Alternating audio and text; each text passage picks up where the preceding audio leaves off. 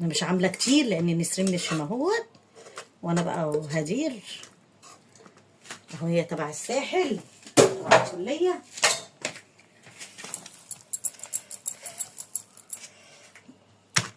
بصي على البوكتك اهو، بسم الله الرحمن الرحيم. بصي كده،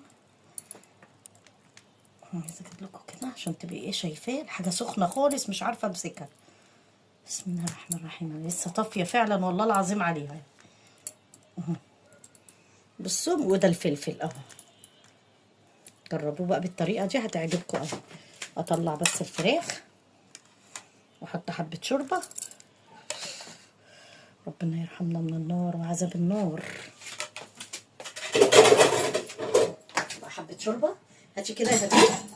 ده اللي انا شلتهم، بصي على البوكتين، بصي دي بقيه الخضره، شبت وبقدونس وكزبره، هعمل بيهم كفته رز. ودوت الرز ما رضيتش اشيله، ودول بقيه الصلصه اللي اتفضلت، قلت بقى مش هشيلهم الا النهارده.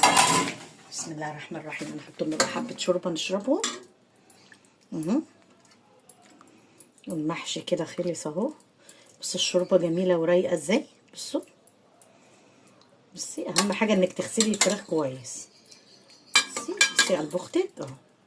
بسم الله الرحمن الرحيم. صلى على النبي حبايبي. بصوا بقى الفيديوهات والحاجات دي بتتكلف وانا مش شايفه تفاعل يعني، وانا بعمل لكم حاجات والله العظيم انا ما كانش ليا مزاج اعمل يعني، طبعا نسرين مش مهوت وكده هوت، ما كانش ليا مزاج، بس قلت لازم ايه اعمل واوريكم. بصي بقى يا قلب اختك اهو. هطلع بقى الفراخ اهو،